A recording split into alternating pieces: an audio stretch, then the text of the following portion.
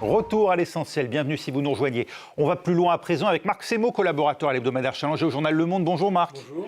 Avec également Bruno Darou, chroniqueur international ici à France 24. Bonjour Bruno. Bonjour Raphaël. Et puis avec nous en direct de Bruxelles, Caroline de Camaret qui suit le Conseil européen. Bonjour Caroline. Et au sommaire d'On va plus loin, le comité d'accueil des agriculteurs aux dirigeants européens réuni donc à Bruxelles, dernier sommet de l'année, alors que les 27 hésitent à signer l'accord de libre-échange UE-Mercosur face aux résistances françaises et italiennes.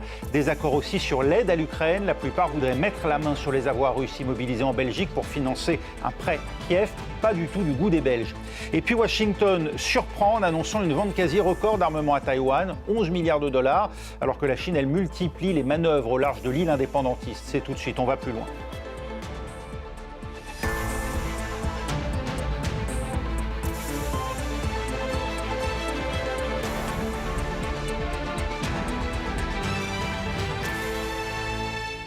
On joue serré à Bruxelles ce jeudi. Le Conseil européen aujourd'hui et demain est censé trancher deux questions essentielles. Les moyens que l'Europe pourra mettre au service de l'Ukraine sur les 2 prochaines années. Faute d'unanimité pour grever le budget européen, une partie des 27 voudrait bien mettre à contribution les avoirs russes immobilisés au sein de l'Union. Problème, la Belgique, où sont logés l'essentiel de ces avoirs, ne veut pas s'exposer, seule en première ligne aux foudres de Moscou. Et puis l'autre point explosif, c'est l'accord de libre-échange entre l'Union européenne et les pays d'Amérique latine du Mercosur. La France, dans sa version actuelle, n'est pas prête, tout comme l'Italie. Et pour bien signifier leur opposition, eh bien, les agriculteurs sont allés manifester leur mécontentement à Bruxelles, rejoints par leurs collègues belges à Valuquet. Cela ne fait que quelques heures que la mobilisation a commencé, mais déjà, les policiers ont fait usage du canon à eau et de gaz lacrymogène. Des milliers d'agriculteurs européens se rendent aujourd'hui à Bruxelles pour protester contre la politique agricole de l'Union européenne. Depuis 2024, on se mobilise, que ce soit en France, en Belgique, les autres pays. Et on n'a pas vraiment eu d'avancée significative. On aimerait bien aujourd'hui qu'on soit écouté, qu'on ait un financement correct de la PAC post-27, que les traités un peu inutiles, alors que tous les produits sont produits en Europe, qu'on ne l'est plus, et qu'on soit vraiment remis au centre de l'Europe. Parmi les 10 000 personnes attendues dans la journée, près de la moitié sont français. La raison principale de leur déplacement, cet accord entre l'Union européenne et 4 pays sud-américains du marché commun du Sud, dit Mercosur, dont la dernière étape de négociation est prévue aujourd'hui. Le traité est censé faciliter les échanges commerciaux entre les deux blocs, mais les agriculteurs français craignent de ne pas être concurrentiels en raison de normes environnementales et de sécurité alimentaire moins contraignantes pour leurs concurrents sud-américains. On a l'impression qu'aujourd'hui Ursula veut passer en force. On a l'impression que l'Europe est devenue une dictature, même les grands dirigeants n'ont plus de poids, les parlementaires européens n'ont plus de poids non plus dans la discussion. Cette mobilisation intervient alors que la réforme des subventions de la PAC a déjà fait grincer les dents de nombreux agriculteurs et que la gestion de l'épidémie de dermatose bovine par le gouvernement français est vivement critiquée. Arrivé lui aussi à Bruxelles, Emmanuel Macron a réitéré sa position ferme sur le traité avec le Mercosur. Nous sommes pour échanger. La France est d'ailleurs une grande puissance agricole et agroalimentaire qui échange à travers le monde, qui exporte. Mais nous ne pouvons pas accepter de sacrifier la cohérence de notre agriculture, de notre alimentation, la sécurité alimentaire de nos compatriotes sur des accords qui ne sont pas encore finalisés. Pas sûr pour autant que cela suffise à apaiser les tensions et à faire oublier les autres points de revendication, d'autant qu'il fera face à l'Espagne et à l'Allemagne qui, eux, ont assuré qu'ils feraient pression sur leurs partenaires pour obtenir une signature rapide. De l'autre côté de l'Atlantique aussi, on s'impatiente. Le Brésil fait savoir que c'est maintenant ou jamais. Caroline de Camaret, vous qui êtes à Bruxelles pour France 24, les Européens font pression sur la France et l'Italie pour signer avant la fin de l'année. Oui, alors ça a l'air quand même plié, je vous le dis, Raphaël. À ce stade-là, demain, il n'y aura probablement pas de vote sur le Mercosur parce qu'il y a une minorité de blocage.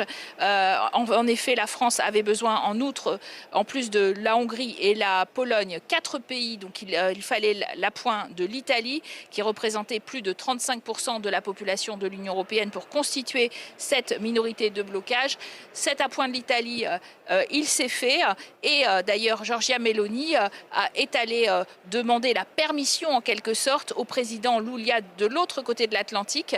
Lula donc a agi sur le Conseil européen des 27 de l'autre côté de l'Atlantique de retarder finalement la signature pour des ajustements, pour des clauses de sauvegarde qui sont importantes pour la France qui, on le disait, avec Emmanuel Macron qui est très gêné, en pleine crise de la dermatose nodulaire, et puis avec en effet une Giorgia Meloni qui est d'un parti de droite radicale qui repose beaucoup sur la petite agriculture et qui aussi veut donner des gages, qu'elle a demandé un maximum de garanties pour que les marchés ne soient pas en effet impactés par cet accord du Mercosur. Mais on dirait bien quand même que tout est reporté à janvier et que Ursula von der Leyen a jeté l'éponge pour ce mois de décembre, avec l'espoir quand même de n'avoir pas fâché en effet les Sud-Américains et les 4 membres du Mercosur, et que tout peut se régler très techniquement assez rapidement avec davantage encore de garanties. Aussi, on va rouvrir le chapitre des contrôles à la frontière et à l'intérieur des pays du Mercosur pour que les normes sanitaires s'alignent mieux entre ces pays-là et l'Union européenne qui a des normes très élevées, effectivement. Et donc, il peu de chances qu'on ressorte avec un accord du Mercosur agréé par les 27 demain. Je serais très surprise. Vous restez avec nous, Caroline de Camaret. Bruno Darroux, les Français font valoir les clauses de sauvegarde, les clauses miroirs aussi, pour dire que cet accord en l'état, eh bien, il n'est pas acceptable. Pour autant, il profite à un certain nombre de secteurs, et pas qu'ailleurs en Europe, y compris en France, et y compris dans l'agriculture française. Oui, il y a certaines fédérations, notamment du vin, voilà, des alcools qui est plutôt favorable à cet accord. Bon, le problème, c'est vraiment sur les agriculteurs, on l'aura bien compris. Ce qu'il y a, c'est que, d'une part, on peut noter que là, dans ce qui se passe politiquement à Bruxelles, c'est quand même Giorgia Meloni qui devient quand même la grande négociatrice, puisque c'est elle qui a appelé Lula, et Lula a accepté de soumettre au Mercosur la demande de Giorgia Meloni de reporter l'adoption du Mercosur, si on comprend bien, plutôt à la fin du mois de janvier. On n'a pas encore d'ailleurs la réponse des autres pays du Mercosur, parce qu'il y a un sommet du Mercosur en ce moment en Amérique latine. Le Mercosur, donc Brésil, Argentine, Uruguay, Paraguay. Donc, premier point, c'est quand même elle la grande négociatrice. Deuxième point, mais Meloni, elle est un peu moins dure que Emmanuel Macron. Elle dit, moi, globalement, je suis pour l'accord, mais voilà, là, j'ai des problèmes de politique à l'intérieur. Elle l'a dit quasiment comme ça à Lula. Avec les agriculteurs, il faut renforcer les clauses de sauvegarde, la question des contrôles. Donc, c'est peut-être là-dessus qu'on va travailler. Les clauses miroirs quelque chose qui est souvent avancé par les Français, mais il faut savoir que les clauses miroirs, en fait, ne font pas partie de la négociation, et que Lula a toujours dit, clause miroir, non, on ne va pas rouvrir toutes les négociations. Clause miroir, en gros, c'est la réciprocité dans un accord commercial. C'est la réciprocité, et donc ce traité, il faut quand même savoir qu'il a été lancé il y a 25 ans. Donc les Brésiliens, ils commencent à s'impatienter, et là, on va sans doute, je crois qu'effectivement, comme Caroline le disait, Ursula von der Leyen a bien compris que c'était mort pour son voyage samedi au Brésil, et on remet ça à la fin du mois de janvier. Mais l'histoire n'est pas terminée quand même. Marc Semo, Emmanuel Macron s'est trouvé une alliée précieuse en la personne de Giorgia Meloni, à charge de revanche, au risque de devoir demain lui concéder des contreparties sur d'autres dossiers. En plus, il y a comme d'habitude une certaine habileté pragmatique de Giorgia Meloni qui effectivement a su convaincre Lula de se mettre sur une position de compromis. Et on est dans cette situation quand même pour le moins paradoxale de voir la France aux côtés de 3 pays populistes, alors 2 populistes graves, la Pologne et la Hongrie, dont on connaît le pouvoir de prison pour la Hongrie au sein des institutions européennes, et la Giorgia Meloni avec la droite dure de Fratelli d'Italia. Mais bon, voilà, effectivement, c'est à charge de revanche. C'est le fonctionnement de l'UE, comme l'avait défini Jacques Delors, c'est une machine à compromis. C'est un exemple parfait. Mais c'était plus facile, malgré la pression des agriculteurs, de faire un compromis sur le Mercosur. Vous le rappelez, vous en parliez tout à l'heure, c'est 1% des exportations européennes dans le monde, c'est quand même pas beaucoup, que sur une question aussi brûlante, avec autant d'enjeux internationaux et géopolitiques que celle des avoirs russes gelés pour aider l'Ukraine. Et oui, ces avoirs russes, si la France est très allante aux côtés de l'Allemagne pour aider l'Ukraine en se servant des fonds russes, il n'en va pas de même chez nombre de nos partenaires beaucoup plus circonspects, Caroline de Camaret.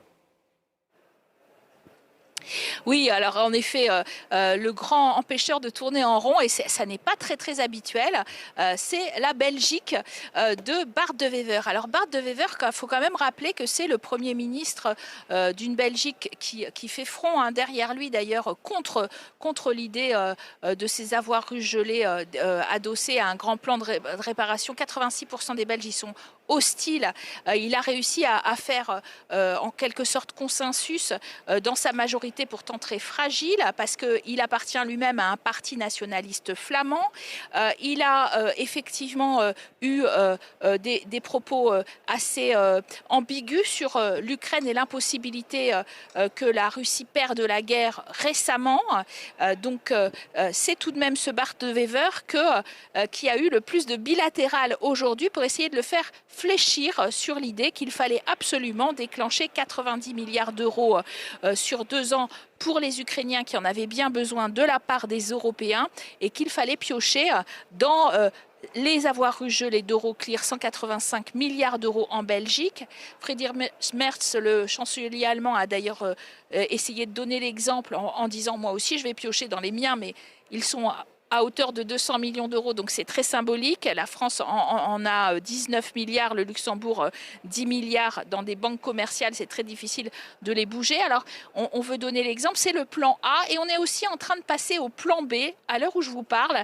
Et le plan B qui est en train d'être négocié par tous les Sherpas, c'est plutôt de dire on va faire une sorte de prêt relais, c'est-à-dire qu'on va emprunter en effet pour donner des garanties à la sortie de ce Conseil européen sur l'argent qui sera bien versé à l'Ukraine et ce qui embêtera beaucoup Poutine. Et puis on trouvera dans les semaines qui viennent, dans les mois qui viennent, la solution pour que ça s'adosse aux fameux avoirs russes gelés. En tout cas, on ne repartira pas, a dit la présidente de la Commission européenne, sans avoir donné des garanties de survie et aussi de poursuite possible du conflit et de poursuite d'un État fonctionnel à l'Ukraine et peut-être éventuellement l'Ukraine à travers la bouche du président Zelensky a dit en cas de paix signée, bien sûr, cet argent servirait à la reconstruction.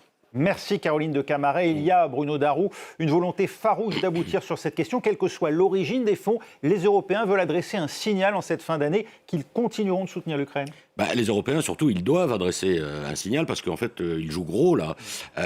Donc, effectivement, il y a la question très technique des avoirs russes, comment les dégeler en quelque sorte. Est-ce que c'est conforme à toutes les règles du droit international? Et moi, je ne suis pas expert, mais enfin, les experts disent que ce n'est pas si simple que ça et qu'on peut comprendre de ce point de vue les réticences de la Belgique et notamment d'Euroclear, qui dit écoutez les amis, vous êtes gentils, mais enfin après, s'il y a une riposte russe qui a déjà commencé d'ailleurs, puisque la Banque centrale russe a lancé des poursuites judiciaires contre Euroclear, moi je ne veux pas me retrouver seul face à ça. Donc la Belgique négocie aussi pour avoir une garantie de solidarité. Alors comment techniquement ça s'organiserait, ça c'est pas très clair non plus, mais au-delà de ça, soit c'est ça, soit effectivement comme disait Caroline, c'est le plan B, mais les Européens doivent proposer à l'Ukraine cette aide, sans quoi l'Ukraine se retrouve dans une situation très compliquée. On rappelle quand même que tout ça est aussi dû au désengagement américain, voilà. Et concernant les avoirs russes, un dernier mot, les Européens feraient quand même peut-être bien d'y réfléchir à 2 fois, parce que sinon Donald Trump a fait comprendre que si ce n'était pas les Européens qui prenaient l'argent, en gros, c'était dans le premier plan en 28 points, lui, il se partagerait bien ça avec Vladimir Poutine, officiellement pour des projets de reconstruction, etc. Mais voilà. Ce prêt de réparation, Marc, ce prêt à Kiev, il viendra en anticipation de futurs dommages de guerre qui pourraient être infligés à la Russie, sauf que rien ne dit que Moscou serait contraint d'une manière ou d'une autre à accepter de payer. Alors, oui. La technique est là, parce que ce n'est pas possible, tout en gardant la crédibilité financière de l'Europe, de confisquer purement et simplement les avoirs. Et voilà. Donc l'idée était un plan qui est une espèce, un plan de réparation, un prêt de réparation, qui a une espèce d'avaloir sur les futurs dommages de guerre que devrait puisse les infliger. Voilà. Alors le problème au niveau du droit international, à peu près n'importe quelle cour dira que la Russie est l'agresseur, il n'y a même pas de doute sur le sujet qu'elle doit des dommages de guerre. Ensuite, est-ce que la Russie va payer? C'est effectivement ça le problème. Et c'est là qu'effectivement c'est très compliqué pour les Belges, parce que d'une part ils ont peur, s'ils sont seuls, que si la Cour dit que finalement cette utilisation des avoirs russes, une Cour internationale dit que ces avoirs russes ne sont pas légaux, la Belgique serait seule à payer, donc elle demande que tout le monde, qu'il y ait une mutualisation des garanties, ce qui est déjà assez acrobatique. Ensuite, la Belgique craint purement et simplement des rétorsions russes directes, du genre on confisque des entreprises, des sociétés belges en Russie. Donc on est sur cet équilibre très complexe, avec en plus le fait que ce qu'on oublie trop souvent, l'Union européenne, c'est un monstre juridique. C'est un ODNI, un objet diplomatique non identifié, pour une raison toute simple. L'UE en tant que telle, ce n'est ni une organisation internationale, comme peut l'être l'ONU, etc., mais ni un État fédéral. C'est un truc entre les deux. Et donc, il y a tout un problème pour savoir est-ce que Euroclear appartient à la Belgique, c'est le cas, puisque Euroclear est basé sur le sol belge, mais dans un cas pareil, ça serait Euroclear au nom de l'Union. Donc on est dans une situation juridique, malgré tout, qui est plus complexe qu'elle n'en a l'air, d'où les extrêmes réticences, d'où le fait, comme le disait Caroline, effectivement, qu'il y aurait un prêt en tout cas, et ensuite on s'arrangerait dans les mois qui viennent pour voir comment le garantir au mieux. Et Caroline, un dernier mot peut-être, c'est sans compter aussi sur les menaces directes, cette fois aux individus, notamment aux cadres et dirigeants d'Euroclear, qui en ont fait état dernièrement.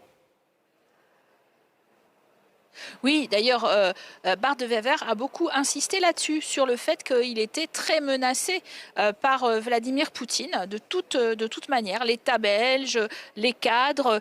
Et effectivement, il a dans son jeu quand même, Vladimir Poutine, toujours des acteurs qui sont à l'intérieur, mais un peu cheval de Troie quand même. Hein, parce que dans le cas d'un grand emprunt européen qui aurait pu être une solution de substitution, on a vu un grand emprunt européen se sceller très bien dans le cas de la crise Covid, eh bien, il faut un consensus là. Et donc, c'est un vote unanime. Et là, c'est évidemment toujours Viktor Orban, le Hongrois, mais maintenant appuyé sur le Tchèque Babiš et sur le Slovaque Fico, qui ne veulent pas entendre parler d'emprunter de l'argent, c'est-à-dire on ne veut pas sortir l'argent du portefeuille des Russes et on ne veut pas le sortir non plus du portefeuille des Européens. Donc finalement, on ne le sort pas pour les Ukrainiens qui payent le prix du sang. Et ça, Donald Tusk, le Polonais, l'a redit. Ils sont en train de payer pour nous le prix du sang. Ce sont eux qui se battent et nous, on se bat sur notre risque juridique et économique. Merci Caroline de Camaret qui était donc à Bruxelles à ce Conseil européen. Un dernier mot peut-être de Vladimir Poutine qui s'en est pris aux dirigeants européens en les traitant, écoutez-le, de porcelets. Les petits cochons européens se sont immédiatement joints aux efforts de l'ancienne administration américaine qui cherchait à tirer profit de l'effondrement de notre pays, à récupérer ce qui avait été perdu au cours des périodes historiques précédentes, à prendre leur revanche. Comme tout le monde peut le constater, toutes ces tentatives et tous ces plans destructeurs contre la Russie ont échoué, complètement échoué. Pourquoi tant de haine ? Est-ce que c'est annonciateur des foudres de Moscou ou le discours habituel finalement du Kremlin ? C'est plus que ça. Ouais. Marc ? C'est l'arrogance d'une Russie qui sait qu'elle a les cartes en main, Oui, voilà. que Trump, d'une certaine façon, dans les négociations, même s'il a fait des amendements à ce qui était le plan russe, malgré tout reste quand même à l'écoute du Kremlin. C'est très méprisant de parler de porcelet. Voilà. Et dans ce même discours, Vladimir Poutine dit « Nous atteindrons nos objectifs diplomatiquement, de préférence diplomatiquement, mais sinon par la force des armes. » Donc c'est un Poutine qui, pour le moment, quoi qu'en dise l'administration américaine sur l'état des négociations, se sent absolument sûr d'avoir les cartes en main. Oui, et d'ailleurs, Volodymyr Zelensky a rappelé, suite aux dernières déclarations de Vladimir Poutine, suite aussi au missile hypersonique Oreshnik qui a été déployé au Bélarus, que Vladimir Poutine se préparait pour 2026 à poursuivre la guerre et qu'il ne voulait absolument pas la paix. Mais c'est vrai qu'il y a une forme d'arrogance. Alors par ailleurs, l'extrait qu'on a entendu là, c'est toujours une réécriture de l'histoire comme assez hallucinante, quoi, puisque en fait, les bouts du RSS qui sont séparés de l'URSS, c'est pas vraiment les Européens qui ont contraint les pays baltes, etc. Ça s'est fait l'Ukraine, voilà. Pour les pays baltes, même du temps de Gorbatchev encore. Oui, même historiquement, les Européens qui ont cherché à se venger. Enfin, aux années 90, on a plutôt essayé d'intégrer la Russie dans l'ordre économique et politique occidental que le contraire. Mais enfin bon. Un mot pour ce dossier que nous avons suivi en début d'émission. L'accord entre l'Union européenne et le Mercosur, comme nous le disait Caroline, est bien reporté à janvier. Signature reportée à janvier de l'année prochaine, janvier au plus tôt. Donc. Et tandis que les Européens ont les yeux rivés sur l'Ukraine, la Chine, elle fait monter quotidiennement la pression sur Taïwan. Une quarantaine d'avions militaires ainsi que 8 navires de guerre et même un porte-avions détectés ces dernières heures par les autorités taïwanaises. Les États-Unis viennent de répliquer de manière inattendue. Washington approuve le plus gros contrat d'armement avec Taipei en un quart de siècle, aux grandes dames de Pékin. Les détails avec Ludovic de Foucault. Une vente record, plus de 11 milliards de dollars de matériel militaire américain pour Taïwan. Déjà la deuxième vente d'armes entre les États-Unis et l'île annoncée depuis le retour au pouvoir du président Donald Trump en janvier dernier. Dans un communiqué, le ministère taïwanais de la Défense rapporte que la transaction concerne des systèmes de missiles HIMARS, des missiles anti-char Javelin et des pièces pour d'autres équipements. Les États-Unis continuent d'aider Taïwan à maintenir des capacités d'autodéfense suffisantes et à bâtir rapidement une solide force de dissuasion. La vente doit encore être approuvée par le Congrès américain, mais Taïwan y dispose du soutien de l'essentiel des élus républicains comme démocrates. La réaction chinoise n'a pas tardé. Pékin, qui considère Taïwan comme une province renégate et qui n'exclut pas de recourir à la force pour ramener l'île dans son giron, a fustigé l'annonce. Les forces indépendantistes taïwanaises présentes sur l'île dilapident l'argent durement gagné par la population pour acheter des armes. Ils transforment Taïwan en une poudrière. Ces ventes constituent une escalade des tensions et nous rapprochent d'une situation de guerre. Le soutien américain à l'indépendance taïwanaise par le biais de ces ventes d'armes se retournera contre ses auteurs. Se servir de Taïwan pour contenir la Chine est une stratégie vouée à l'échec. Le département américain de la Défense a déclaré que la vente de ces armes servait les intérêts des États-Unis sur les plans national, économique et sécuritaire. La présidence taïwanaise assure, elle, qu'elle continuera de renforcer les défenses de l'île, encourager la résilience de l'ensemble de la société et à protéger la paix par la force, s'il le fallait. Et Pékin qui pousse le vice jusqu'à se poser en défenseur des deniers du contribuable taïwanais. Mais bon, Donald Trump prend le risque tout de même d'un conflit avec la Chine sur cette affaire. Donald Trump avait commencé sur le dossier de Taïwan par être extrêmement prudent. Alors que Joe Biden avait assez clairement, plus même que ses prédécesseurs, fait comprendre qu'on ne touche pas à Taïwan, sinon les États-Unis interviendront. Au début, Donald Trump était beaucoup plus ambivalent.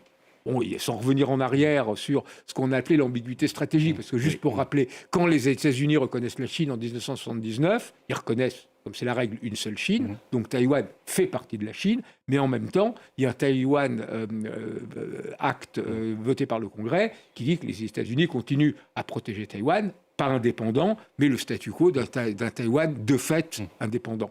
Et on est toujours dans cette zone-là. Alors quand Donald Trump est arrivé au pouvoir, il était très en retrait. Il a même plutôt encouragé ensuite la première ministre japonaise nationaliste, Sanae Takaichi, à hausser le ton sur Taïwan. Elle a dit si les Chinois attaquent Taïwan, c'est une question existentielle pour le Japon. Il l'a même quasiment ensuite désavoué. Donc on était dans un flou. Et effectivement, on voit là que, bon, voilà, il donne des armes, il lance le signal que les États-Unis continueront à défendre Taïwan, continueront à défendre le statu quo, qu'il est hors de question que la Chine puisse s'emparer par la force de Taïwan. Oui, il en fait une affaire même de sécurité nationale. Cette fois, l'orientation est claire, Bruno Darroux.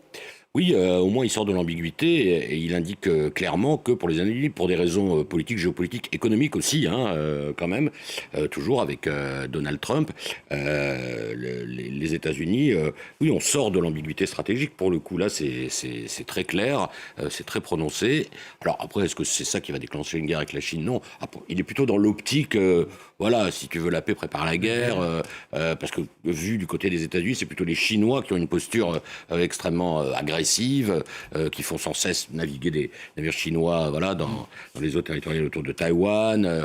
Bon, voilà, donc lui, il est de ce point de vue-là très clair, mais effectivement, le message qu'il envoie est un message finalement assez dur vis-à-vis de Pékin.